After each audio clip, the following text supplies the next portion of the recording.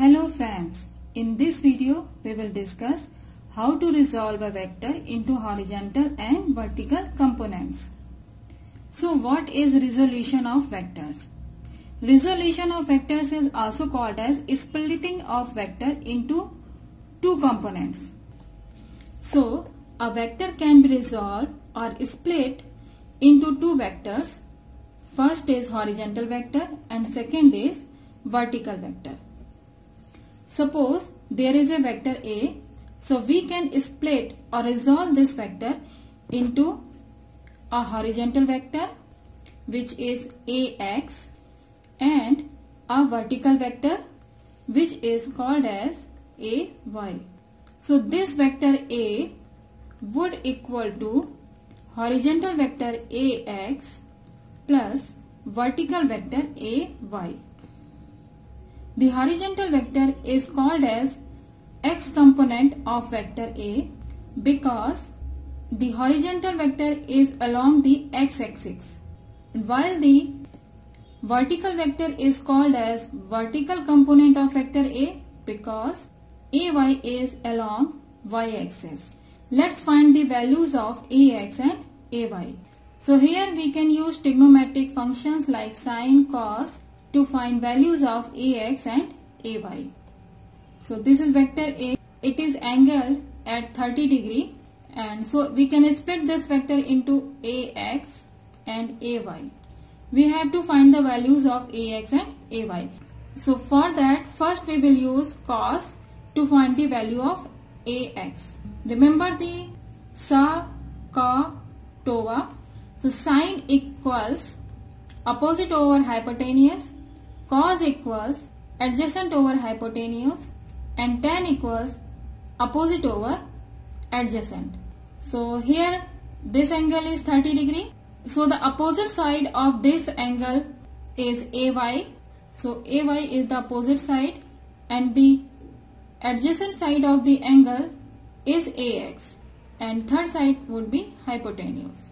So let's use cos first. So cos theta equals adjacent over hypotenuse. Adjacent side is AX and hypotenuse side is A. So rearrange this whole thing. So we will get AX equals vector A times cos theta. So this is the formula of AX. Same way we can find the formula of sin theta. So sin theta equals opposite over hypotenuse. Opposite side is AY and hypotenuse is A.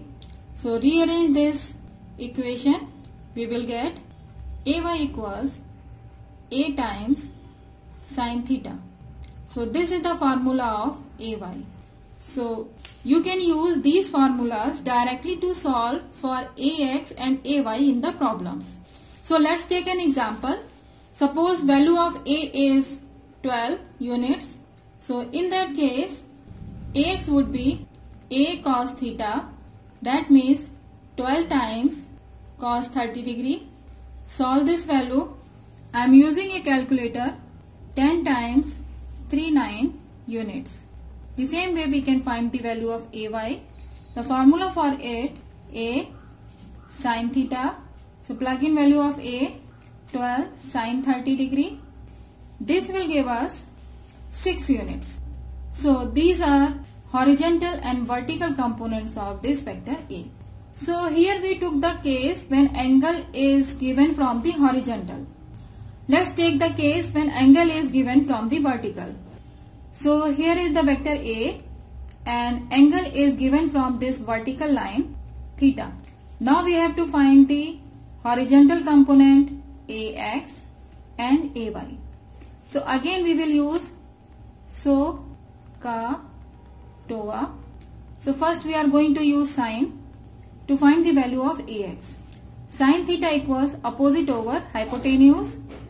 Here opposite side of this angle is AX and adjacent side, this one, is AY and the third side is hypotenuse.